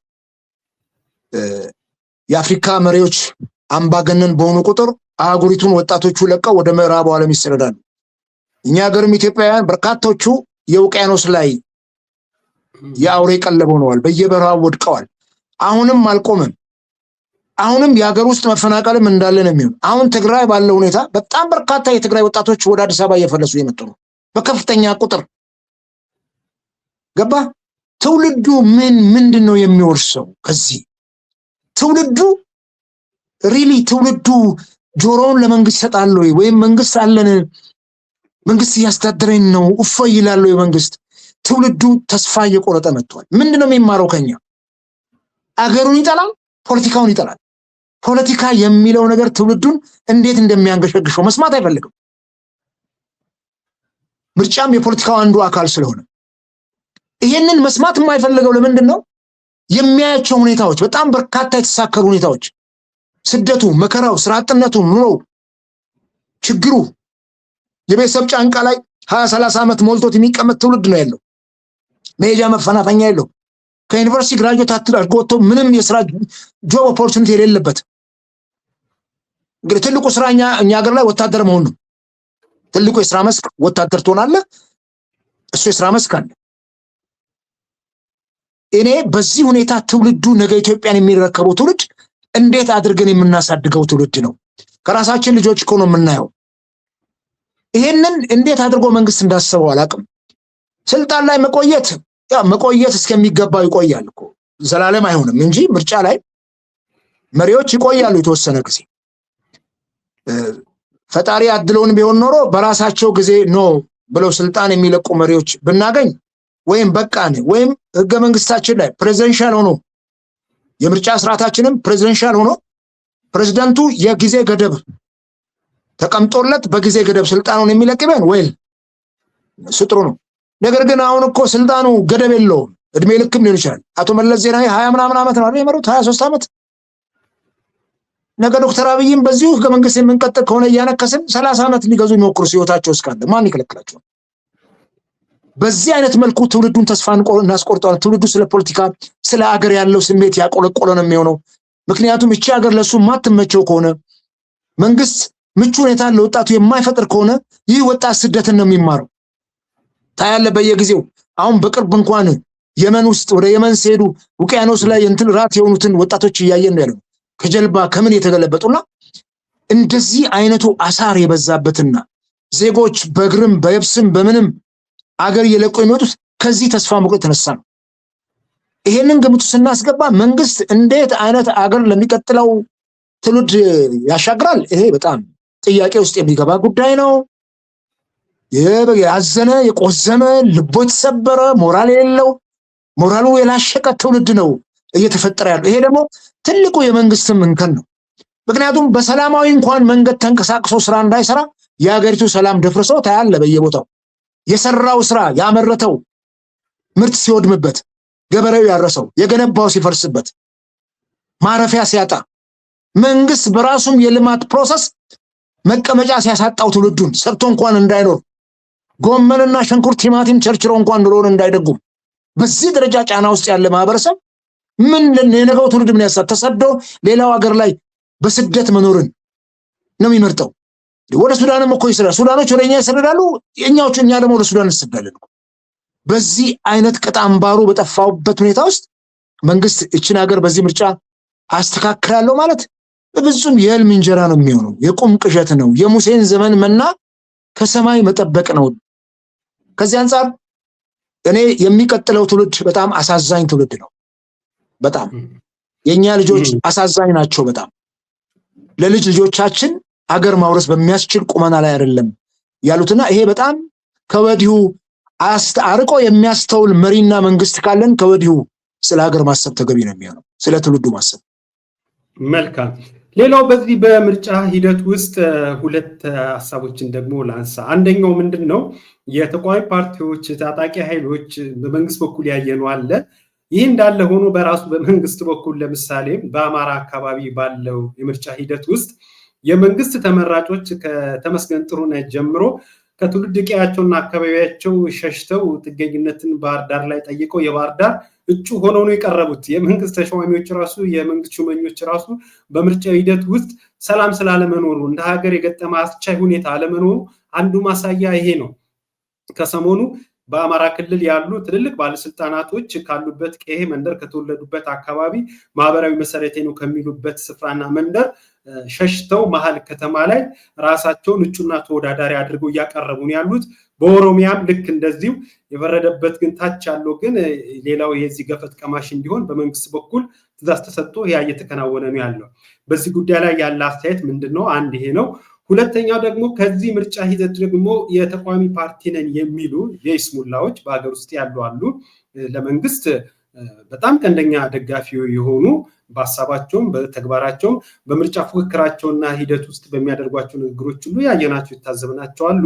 እና የሚነሳው ነገር ምንድነው? እነዚህ አንዳንድ የተቃዋሚ ፓርቲዎች ኮታ ድልድል አለ፣ መንግስትን በአደባባይ የገባቸው ቃሎች አሉ። ይህንን ኮታ ላለማጣትና ምርጫው እውነትም ተቃዋሚ ፓርቲዎችን ሁሉን ያሳተፈ ነው ለማስባል በተቃዋሚ ፓርቲ ስም የሚንቀሳቀሱ ኃይሎች ይሄንን በትጋት እየጠበቁና ለዚህም በትጋት እየሰሩ ያሉ አሉ። በዚህ ጉዳይ ላይ ያለስ አስተያየት ምንድነው? እንዲሁም ተጨማሪ ቅድም ገልጸዋል፣ በተለይ አስገዳጅ በሆነ መልኩ የምርጫ ካርድ እንዲወሰድ በምርጫ እንዲሳተፉ የሚደረግ አስገዳጅ ነገር አለ። የአስገዳጅ ነገር ምርጫ ቦርድ ማንተ ቅድም ስትለው እንደነበረ በዚህ ጉዳይ ላይ የደረሱን መረጃዎች አሉ፣ እያጣረን እርምጃ እንወስዳለን ከማለትም በመግለጫ ገልጸዋል። በእነዚህ ሶስት ሐሳቦች ላይ ያለ አስተያየት ምንድነው? ቅድም ያነሳው እናቱ ተመስገን እኔ በጣም ነው የሚገርመኝ። እንደው አንዳንድ ጊዜ እንደው በጣም የሚገርም ነው እኮ ባህር ዳርና ጎንደር ሲካሄድ ልክ ከአውሮፓ የአንድ ሀገር መሪ የመጣ ይመስል በዛ ደረጃ አቀባበል አሳምሮ ባህር ዳር ኤርፖርት ላይ በዚህ ደረጃ ማርሺንግ ባንዱ፣ የኪነት ቡድኑ፣ ተቀባዩ፣ የባህል ሙዚቃ ተወዛዋዡ ይሄን ያክል ህዝቤ ላይ ያስፈልጋል ወይ? ዝቅ ብለህ እኮ ማገልገል ነው ያለብህ ህዝብ። በየሳምንቱ እነሱ በሄዱ ቁጥር የሚወጣውን ወጪ የሚዩት ለምንድን ነው ይሄን ያክል ያስፈልገው? ልክ ነው ሸሽተው መጥተው ባህር ዳር ነው የሚወዳደሩት፣ ምንም ጥርጥር የለውም። ማን እንደሚወዳደር የነሱ መጀመሪያ የወከሉት ህዝብ ጋር እነሱ ኮንስቲትዩንሲያቸው እነሱ የተነሱበት ቦታ ላይ ማን እንደሚመደብ አላውቅም። ምናልባት ነፍሱ ከብረት የተሰራች ከሆነና የፍርሃት እንትን ከላዩ ላይ ቆሎ የተገፈፈ ከሆነ ወይ እንዴት ትፈራለህ? ጀግንነት እዛ ጋር ከሆነ የወከለ ህዝብ መካከል ሄደህ የፈለገ ሰዓት ቢተፋ የፈለገ ሰዓት ቢፈጠር ሄደህ ተዋድር እዛ ቦታ ላይ ሄደህ እዛ ቢያደርጉ ለእኔ ጀግኖች ናቸው እነሱ። እዛ ቦታ ላይ ሰላም የለም ብለው እነሱ ፈርተው መሀል ከተማ ላይ እድሉ ያለውን ሰው ገፍተህ እነሱ የሚዋደሩ ከሆነ ሪሊ ይሄ ነው የኛ ሀገር ዲሞክራሲ፣ ይሄ ነው የኛ አገዛዝና ለእነሱም ጥሩ አይደለም። አሁን ትናንትም ጎንደር ላይ አይተሃል፣ ወደ ወረዳዎችም ወጥተናል። አቶ ተመስገን ያው ፌስቡክ ገጻቸው ላይ በቃ እሷን ነው የሚጽፉት፣ ብስክሌት ሲነዱ ያሳዩናል። እኔ በአንዳንድ ጊዜ እንደው እንደ መሪ ኮስተር ቆፍጠን ይበሉ እንጂ ምንድነው እንዲመዝረክረክ? ምን አባቱ ቢቀር ስልጣን በአፍንጫቸው ለምን አይወጣም? እድሜ ልክ እኮ 70-80 ዓመት የሚኖር ኢትዮጵያ የለም እኮ በአሁኑ ሰዓት። ምንድነው ይሄን ያክል ዜጎች ችግር ውስጥ እያሉ ሰላም ነው ለማስባል በዚህ ደረጃ? እውነት ነው ጠቅላይ ሚኒስትሩም እናንተ አእምሮ ውስጥ ነው ሰላም የሌለው እንጂ ሰላም ነው እናንተ ናችሁ ሁከት የምትፈጥሩ አእምሯችሁ ውስጥ ነው። እንግዲህ ሰብስበው እኛን እንደዚህ ሰላም የለም ብለን የምናብደውን ሰዎች ጤነኛ ካልሆነ አማኑኤል ቢያስገቡን ጥሩ ነው፣ ወይ ጸበል ቢወስዱ ወይ ቢጸለይልን። ከዚህ በዘለለ ግን የምናየው እነሱም ራሱ ሰላም አሳዷቸው እኮ ነው ቦታ ስፍራቸውን ለቀው ሲያፈገፍጉ የምናያቸው። ሰላማዊ ጦር ሜዳ ነው ምርጫ። ለምን እዛ ቦታ ላይ ተገኝተው እነሱ አይወዳደሩምና ይሄ በጣም በእውነት ነው የምለው ህዝብም እኮ ይታዘባል። ትዝብት የሚባል ነገር አለና እሱን ማየት ተገቢ ነው። የታጠቁ ኃይሎች ያው እንግዲህ እኔ በያዝኩት ኤሪያ ላይ ምርጫ አይደረግም ብለዋል። የምንዋጋው መንግስትን ለመጣል ነው። መንግስት ደግሞ ምርጫ የሚያደርገው ራሱን ለሚቀጥሉት 5 ዓመታት ሌጂቲሜት ለማድረግ ነው። እኛ ስልጣን እንዲለቅ የምንዋጋው መንግስት ነፍጥ አንግበን የህይወት መስዋዕትነት የከፈልን በምርጫ ሌጂቲሜት እንዲሆን አንፈልግም ብለው ነው እንግዲህ ሙግታቸው። ይሄን ማስታረቅ የሚቻለው በድርድር ነው። በጦርነት ማስታረቅ ተሞከረ እኮ እስካሁን ሰዓት ድረስ አልተቻለም። ፋኖ እንኳን በረሃ ከወረደ 3 ዓመት ሞላው። ኦላ ከኤርትራ በረሃ ከመጣ በኋላ ያለው ችግር ኦሮሚያ ውስጥ እንደቀጠለ ነው ሄደው አድማሱንም አስፍቷል። ይሄን ልናምን ይገባናል። ደብቀህ የምታልፈው ነገር የለም። እንዲህ አይነት የአገር ቀውስን ደብቀህ አታልፈው። ቴክኖሎጂው ዛሬ እጅ ላይ ነው ያለው፣ ሰው እጅ ላይ። ዛሬ እነ ቲቪ ማታ 2 ሰዓት የሚያቀርቡትን ዜና ጠዋት 1 ሰዓት ትሰማዋለህ አንተ ቀድመህ። ስለዚህ ይሄ ቴክኖሎጂው በዘመነና ሁሉም ነገር ሚስጥር በማይሆንበት በዚህ ዘመን ላይ እነኚህን አይነት ነገሮችና ችግሮች ደብቀህ የምታልፈው አይደለም የሚሆነው። ከዚህ በዘለለ የዚህ የኮታ ድልድሉ አይ ቲንክ ፓርቲዎቹም ተስፋ የሚያደርጉት እሱን ነው። ጠቅላይ ሚኒስትሩም ሰሞኑን የተናገሩት ነገር ተቆርጦ መቼ እንደሆነ ባላቅም ተቆርጦ ወጥቶ ከትላንት ወዲያ ሶሻል ሚዲያ ላይ የሳቸው ንግግር ሲንሸራሸር ነበር። ፓርላማ ላይ ተናግረዋል። ይሄ ፓርላማ በሚቀጥለው እንዲህ አይሆንም፣ የተለያዩ ሀሳቦች የሚስተናገድ ፓርላማ ይሆናል። ይሄ ማለት ምን ማለት ነው? ዥንጉርጉር ፓርላማ እናደርገዋለን ማለት ይሄ የሚያሳየን ትቀየጣላችሁ። ምርጫ ማነው ተቃዋሚ ፓርቲዎችም ይቀየጡበታል። ልብ አድርግ። በምርጫ ሸንፈው እኮ አይደለም የሚቀየጡት፣ በጠቅላይ ሚኒስትሩና በፓርቲያቸው መልካም ፈቃደኝነት በጎ አድራጊነት ነው። በጣም የሚያሳዝነው ደግሞ እሱ ነው። አሁን ሰሞኑን ደግሞ ሲንሸራሸራየት የዛን ቀን ያደርጉት ማስታወስ አልቻልኩም። የትንሽ እርጅናውም እየመጣ ነው መሰለኝና የተወሰነ እንትን በወረዳም በክልልም ምናምን ላይ ኃላፊነት የቢሮ ስልጣን ምናምን እንሰጣለን፣ ሼር አድርገን እንሰራለን የሚል ነገር ነው ያደረጉት። እንዴ ማን ነው ብልጽግናን አከፋፋይ ያደረገው? የህዝብ ድምጽ እያለ ማን ነው እሱ አከፋፋይ? ህዝቡ የመረጠው አካል ነው። እኔ ብልጽግና የመረጠውን ብልጽግና ነው። ማን አከፋፋይ ያደረገው? ተመርጫለሁ ካለ ራሱን ችሎ ነው። ለምንድን ነው ማኖ የምታስነካው? ለምንድን ነው እሱ ማር አልሰህ ሽባ የምታደርጋቸው? ተቃዋሚዎች ነው ገፍተው እንዳይቃወሙ ህጸጽህን እየነቀሱ ጉብጠትህን እንድታቃና እንዳያደርጉ ምንም ኮሽ እንዳይቀና ብለው እንዳያቸው።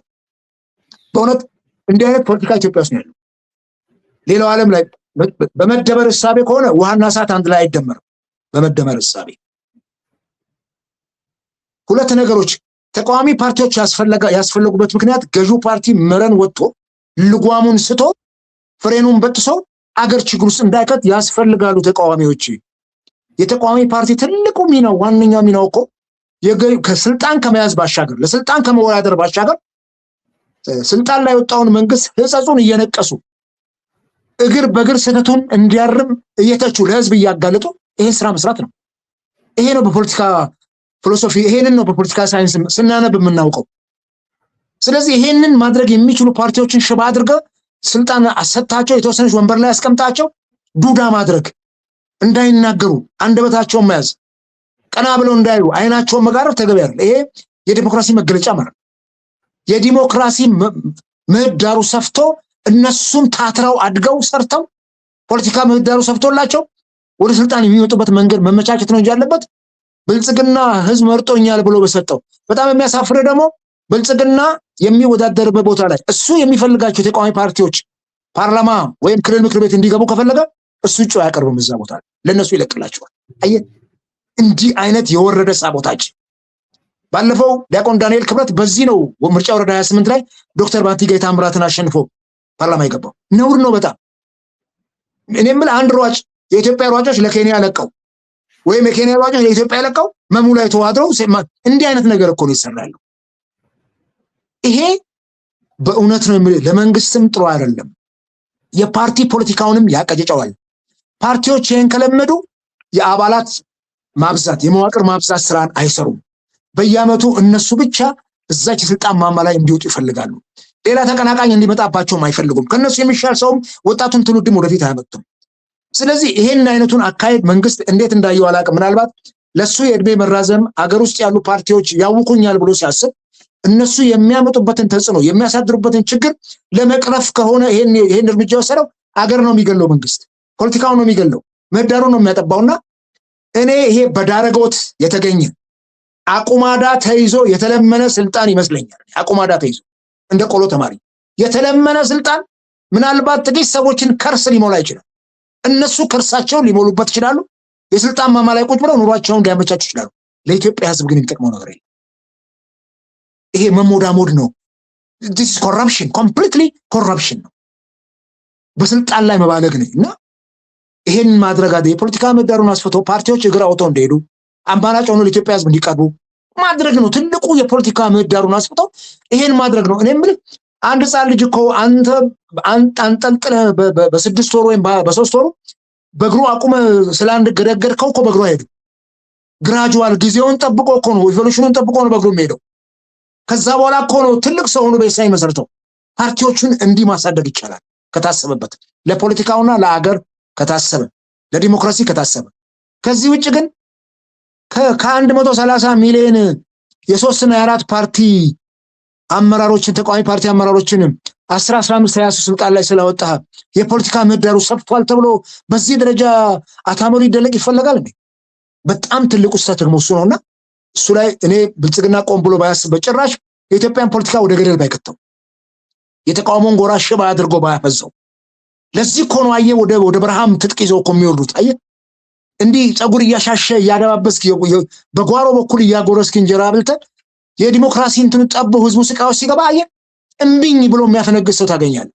በኋላ ትማዝና አገር የመንግስት ለውጥ በጦርነትም ሆነ በአመት ሲመጣ የሚፈጠረውን ችግር ከዚህ ቀደም አይተነዋል። ወደዛ በግድ ሰዎችን ትገፋለህ ወደዛና የዲሞክራሲ ምህዳሩን ቢያሰፋ ለሁላችንም ይጠቅማል።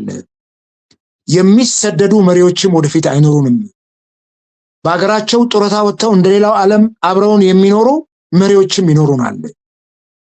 የኢትዮጵያ ህዝብ ደግሞ ጨዋ ህዝብ ነው፣ ለመመራት ጨዋ ህዝብ። እንደ ኢትዮጵያ አይነት ጨዋ ህዝብ የለም። አገሩን የሚወድ በፍቅር የሚተሳሰብ እርስ በርሱ የሚከባበር ብሔር ለይቶ የማይባላ። የዚህ ሁሉ ችግር መንስኤዎቹ የፖለቲካ ሰዎች ነን፣ እኛ ነን። ጠቅላይ ሚኒስትሩም ያኔ ወደ ስልጣን እንደመጡ እኮ አሸባሪው እኛ ነን ሲሉ አልነበረ? አዎ ይሄን ያመኑ ሰው በዛን ሰዓት ላይ ዛሬም የሚፈጠረው ችግር መንግስት አንዱ ጥያቄ ነው። በተለይ እኛ ፖለቲከኞች ትልቁን ችግር እኛ ጋር ነው ያለውና ራስን መፈተሽ ተገቢ ነው። ይሄ መልካም እያጠቃለልን ነው። ይሄ የኢትዮጵያ ምርጫ 2018ቱ መፍትሄ ወይስ ተጨማሪ ቀውስ ይዞብን የሚመጣው? ምንስ ቢደረግ ይሻላል? በዚህ በ11ኛው ሰዓት ላይ ምን አሰባለህ? መምህር ደራሲ አበባ አካሉ። ይሄ ከባድ ጥያቄ ነው። ይሄ እኔ አንድ ተራ የፖለቲካ ሰው ተራ መምህር የነበርኩ ወደ 34 ዓመት አካባቢ አስተምሮ አሁን ደግሞ ፖለቲካ ውስጥ የሚያነብ የሚጽፍ ነው። ይሄን ያክል የፖለቲካ ተመራማሪም አይደለሁም። ግን እንደ አንድ ኢትዮጵያዊ፣ እንደ አንድ መምህር፣ እንደ አንድ የተማረ ሰው፣ እንደ አንድ በኢትዮጵያ ፖለቲካ ውስጥ የቆየ ሰው እዚህ ሰዓት ውስጥ እንዳለ አንድ ሰው ችግሩን በውል እንደሚያውቅ ሰው የሆነች ነገር ማለት ይችላል። ይሄ ምርጫ 2018 ከ2016 ምርጫ ወይም ከ2014 ምርጫ በከፋ መልኩ ዲሞክራሲ የጠበበበት ብዙ የማይጠበቅበት ጉልቻውም ረከቦቱም ድስቱም ምጣዱም ጀበናውም የማይቀየርበት በተመሳሳይ መንገድ ላይ የምንሄድበት ይሄ የተለየ ለውጥ ልክ 97 ላይ ቅንጅት ሲመጣ ሆ ተብሎ ትልቅ ሁልጊዜ ምሳሌ የምናደርገው እሱን ነው። የኢትዮጵያን የፖለቲካ መንግስት ሰማያት 97 ነው። ምክንያቱም የፖለቲካ ምህዳሩ አስቶ አየኮ እንትናም አየ እንትኑን እኮ ችግሩን አየኮ አየ ችግሩን አየ ያድግ። ከዚህ አንፃር እኔ 2018 ምርጫ ሌላ ችግርና ቀውስ እንዳይፈጥርብን ምርጫ ሰላማዊ አገርንም እንደሚበጠብጥ በጣም በተደጋጋሚ አንስተናል። ጎረቤታችን ኬንያ ባለፉት ጊዜያት ባደረገችው ምርጫ የሆነ ወጀብ ሳይነሳ አላለፈችም። ያውም እኮ የተሻለ ሌላው ዓለምም ምዕራባውያንም የሚመሰክሩለት ምርጫ ተደርጎ ወጀብ መነሳቱ አይቀርም። በአንድ ወቅት እንዲያውም ከመቼ ነው እስከ 1000 ሰው አካባቢ የሞተ ይመስለኛል ናይሮቢ ውስጥ። ይሄን ስናስብ ምርጫ ጤናማ ሀገር አሁን ኬንያ ውስጥ ትጥቅ አንግቦ ወጥቶ እንደኛ ሀገር ላይ መንግስትን የሚፋለም አካል አታይም። ምናልባት ትንንሽ የጎሳ ግጭቶች ከግጦች ጋር ምናምን እሱ ከኛም ሀገር ድንበር ጋር በዚህ በኦሞ ወንዝ በኩል የሚፈጠር ግጭት ይኖራል። ከዚህ በዘለለ ግን የሀገር ውስጥ አማጺ ተነስቶ በዚህ ደረጃ መንግስትን ለመጣል ነፍጥ አንግቦ የሚገዳደር አካል ኬንያ ውስጥ ያለ አይመስለኝም። ነገር ግን ምርጫው እንኳን ተጭበረብሯል በሚል የሚያነሱት አታካሮ ሰዎችን ለሞት ይዳርጋቸዋል። እኛ ሀገር ላይ ደግሞ በእንቅርት ላይ ጆሮ ደግፍ ነው የሚሆነው። አሁን ያለው የሀገሪቱ ሁኔታ ህመም ላይ ናት ሀገሪቱ። ብርቱ ህመም ይዟታል። ይህን ህመም ላይ ህመም ነው የሚጨምረው። በአንድ ደዌ ላይ ሌላ ደዌ ነው የሚጨምረው። ስለዚህ መጀመሪያ ቅድሚያ የሚሰጠው ነገር እኮ አለ። ሰው መጀመሪያ ድሮ አንደኛ ክፍል ሆነን ሳይንስ እንማርም እኮ የምንማረው ነገር አለ። ሽንት ቤት ትሄዳለህ፣ እጅን ትታጠባለህ። ከዛ በኋላ እንዲያርገህ ነው አይደል ቁርስን የምትበላው። ከዛ ደብተርን ይዘው ትምህርት ቤት የምትሄደው። ይሄ ነው የሚሆነው እኮ ቀድመ አገር ውስጥ ያለውን እሳት ማጥፋት በድርድር። ኢትዮጵያውያንን እኮ የተለየ ከሌላ ዓለም አልመጣንም። ያለችን አንድ ሀገር ናት። እቺው ሀገር ናት ያለችን። እቺው ሀገር ላይ መኖር በሚያስችል መልኩ ለመስራት ወደ ድርድር መሄድ ነው። መንግስት የሚመራት እቺው ሀገር ነው። ሌላ ከሱዳን ከሶማሊያ ከኬንያ ተቆርሶ የሚሰጥ መሬት የለውም መንግስት የሚያስተዳድረው። ከዚህ አንፃር በሰላማዊ መልኩ ህዝብን ለማስተዳደር ችግሩን አስቀድሞ መፍታት ተገቢ ነበር ብለናል። እውነት ለመናገር በኔም ተራ አንደበት ፓርቲዎችም ሁሉም ብሏል፣ ይሄ ችግር ይፈታ፣ በድርድር ይፈታ። የአንድ ሀገር ልጆች ነን፣ እርስ በርስ የምንተላለቀው። ሰሞኑን አላየም ፋና ላይ አንዲት ኢትዮጵያዊት እናት እሪ ብለው አማራ ክልል ላይ ሲጮሁ እሪ ብለው ነጠላቸውን ይዘው ችግሩ ይፈታ፣ እርስ በርስ የተላለቁ ነው ልጆቻችን፣ ወንድም ከወንድሙ ነው የተላለቀ ያለው፣ ችግሩ ይፈታ። ያልተማረው ማህበረሰብ እንኳን ይሄን ያክል ይጮሃል እሪ እያለ። ችግሩን መፍታት ተገቢ ነበር። አሁንም ቢቻል ምናልባት 470 ወንበር ነው የሚባለው 547 ይቅርታ 547 ወንበር ነው። ስለዚህ 50+1 በሚለው ኦልሞስት 260 እንደዚህ ማለት 280 300 ወንበር አግኝተን መንግስት መመስረት ከቻል 200 ምናምን 150 ምናምን ባይኖርም ፓርላማ ውስጥ ግድ የለም ብለን የምንተው ከሆነ መንግስት ስልጣን ላይ ይወጣል፣ ችግር የለውም። ግን ዥንጉርጉር ኢትዮጵያዊ ነው የሚመራው። ማን ነው እሱ ለአንተ ለመንግስት መመሪያ የሚገዛው? ማን ነው ታች ወርዶ መንግስትን አሜን ብሎ አዳምጦ የሚተገብረው? ማን ነው እሱ? የበለጠ እንትኑን እያናራው አይመጣም ወይ? ሪሊ 2018 ዓመተ ምህረት ምርጫ ተደርጎ ስልጣኑን ብልጽግና ተረክቦት አሁን ያለው ቀውስ አሁን ያለው ጦርነት ኢትዮጵያ ውስጥ የሚያቆም ከሆነ ደስ ይለኛል። ሪሊ ምርጫ ነው ወይ? አሁን በረሃ ያስገባቸው ምርጫ ነው ወይ? ዜጎችን የምርጫ ኢሹ ነው ወይ? ምርጫ ተጭበርብረዋል፣ ስድስተኛው ሀገራዊ ምርጫ በሚል ነው ወይ የገቡት? አይደለም። ይሄንን ግምት ውስጥ አስገብተን ምንድን ነው የሚሆነው? እኔ መንግስት ብቻል ለአንድ ዓመት የሚያክል መውጫ ቀዳዳ እንደ ኮቪድ ዘመን ፈልጎ ምርጫውን ቢያራዝመው ጥሩ። ምርጫውን አራዝመውት ምናልባት ይሄ ሀገራዊ ምክክር ኮሚሽኑ እሱንም ነፃ አላረገውም፣ እንደፈለገ የሚያዘው እሱ ነው። ባለፈው የተነሳ ጥያቄ ታያለ ፓርላማም ላይ አንዳንድ ፓርቲዎች አስቀድመው ምርጫ ብሔራዊ መግባባቱ ይለቅ የሚል ነገር አንስቷል። ጥሩ ነው እሱ ቢያልቅ፣ በግልጽ መጥቶ እሱን ነገር ተነጋግረን ይቅር የሚባባል ማህበረሰብ መፍጠር ብንችል ጥሩ ነው። ከዛ በፊት ግን በርኒንግ ኢሹ የሆነው የታጣቂዎች ጉዳይ ነው። ይሄ የኢትዮጵያን የዘመናት ችግር ለመፍታት የተቋቋመው ኮሚሽን በሂደት ችግሩን ሊፈታው ይችላል። በጣም ስር የሰደዱ የቆዩ ዘመናትን የተሻገሩ ምዕተ ዓመታትን የተሻገሩ ችግሮች አሉ። እነሱን በሂደት ትፈታዋል። ይሄ ትርክቶች፣ ነጠላ ትርክቶች የተረኩ አንዱ አንዱን የሚወነጅልበት ትፈታዋለህ በዛ። አሁን ግን በርኒንግ ኢሹ የሆነው ትጥቅ አንግበው የሚንቀሳቀሱ አካላትን በፍጥነት ከነሱ ጋር ለብቻ ከሀገራዊ ምክክር ኮሚሽኑ ስራ ውጪ ለብቻ በመደራደር እነሱን ሰጥቶ በመቀበል መርህ ማግባባት መቻል፣ ወደ ቤታቸው ወደ ሀገራቸው እንዲመለሱ እንዲቀላቀሉ ማድረግ የሚያስችል ድርድር ማድረግ፣ የእነሱን ጥያቄ ማድመጥ፣ መስጠት፣ ከነሱ መቀበል። ይሄንን ማድረግ እስካልተቻለ ድረስ ምናልባት ይሄ ምርጫ ተደርጎ ቅድም እንዳልኩ 50+1 ወንበር ይዞ ብልጽግና አገር ሊያስተዳድር ይችላል። ምናልባት በሱ ዳረጎት የሚሰጠውን ትንሽ ስልጣን ለተቃዋሚ ፓርቲዎች ሊሰጥ ይችላል። ነገር ግን ጫካ ያለውን ችግር አይፈታውም። በረሃ የወረቱን ሰዎች ችግር አይፈታውም። ምንም ጥርጥር የለውም። እንዲያውም አሁን እያየነው እንዳለ ነው። በዚህ በ3 ዓመት ውስጥ አማራ ክልል ያለው የፋኖ እንቅስቃሴ ቀን በቀን ዴቨሎፕ እያደረገ ነው የመጣው። ቀን በቀን አድማሱ የሰፋ ነው የመጣው። ይሄን አስቀድመንም ተናግረናል፣ ስንጮ ከርመናል። ኦሮሚያም ላይ ያለው ችግር ይሄ ነው። እንደ ልብ ስለማይናገርም አሁን ደግሞ ምርጫው ሲቃረብ ችግሩ አግጦ ወጥቷል ኦሮሚያም ክልል። ስለዚህ ይሄ ምርጫ ቢቻል ለአንድ ዓመት ልክ እንደ ኮቪድ ዘመን እንደተራዘመው ለአንድ ዓመት ያክል አራዝመው እንደው ሰውን በእምነቱ ዝጎ ብሎ ጸልዮ በአገር ባህላችንም በጣም ብዙ አገር በቀል የሆኑ የማሳረቅ የማደራደር ባህል ያለን ኢትዮጵያውያን ነን። እነዚህም ታክለውበት ዘመናዊንም የድርድር እንትን ተጠቅመን ይሄንን የአገሪቱ የተለኮሰውን እሳት በየቦታው እሱን አብርደን ወደ አንድ የጋራ ስምምነት መተን ምርጫው የሚደረግበት ሜካኒዝም እስኪመቻች ድረስ ምርጫውን ቢያንስ ለአንድ ዓመት ያክል እንኳን ማርዘም ተገቢ ነው የሚል እምነት አለኝ። ማስኬድ አይቻልም። አሁን መግለጫ ያወጡ ፓርቲዎች ከምርጫው ራሳቸውን ቦይኮት አድርገው ቢወጡ የፖለቲካ ምህዳሩ ነው አደጋ ውስጥ የሚወድቀው። ውጪዎቹም ይታዘባሉ። ለምን ቦይኮት አደረገው የሚለው ነገር ቢነሳ አላስኬድ ብሏቸው ነው የፖለቲካ ምህዳሩ። ይሄን መንግስትም ጥሩ አይደለም፣ ሌላ እንትኑ ስለሚገባው።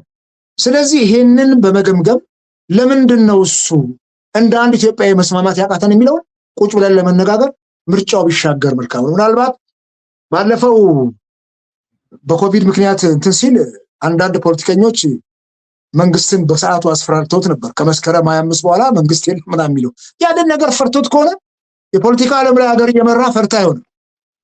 ሐኪም እኮ የሰውን ሆድ ቀዶ ሲያክም ሆድ መቅደድን የሆነ እንትን ማየትን የሚፈራ ሰው እኮ ይካንት በሽተኛው መታደግ አይችልም። ሆድ ቀዶ አክሞ ሐኪሙ ደፋር ስለሆነና ፖለቲካችንም ኦፕሬሽን ያስፈልገዋል። ስለዚህ ይሄ ምርጫ ትንሽ በመንግስታችን መልካም ፍቃድ በምርጫ ቦርደር በፖለቲካ ፓርቲዎችም አይደለም ስቴክ ሆልደርስ ናቸው፣ ግን ዲሲሽን ሜከርስ አይደሉም እነሱ። እንደው በመንግስታችን ጥሩ እንትን አይቶ ቢያሻግረውና የዚችን ሀገር ችግር ለመፍታት ለሚደረገው ነገር ከምርጫ በፊት ትኩረት ብንሰጠው ጥሩ ነው የሚል እምነት አለኝ። አመሰግናለሁ።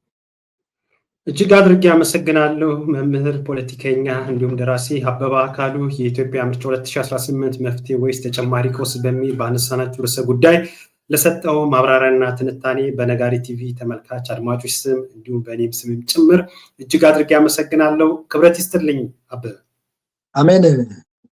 አንተም እንዲሁ። አድማጭ ተመልካቾቻችን ያነሳነው ርዕሰ ጉዳይ ይህንን ይመስል ነበረ። ዳግም በሌላ መሰናዶ ዳግም እስክንገናኝ ድረስ ሰላም ቆዩኝ እያልኩኝ ይህን መሰናዶ ይዤላችሁ የቀረብኩት እኔ ይድነቃቸው ከበደ ነኝ። ሰላም።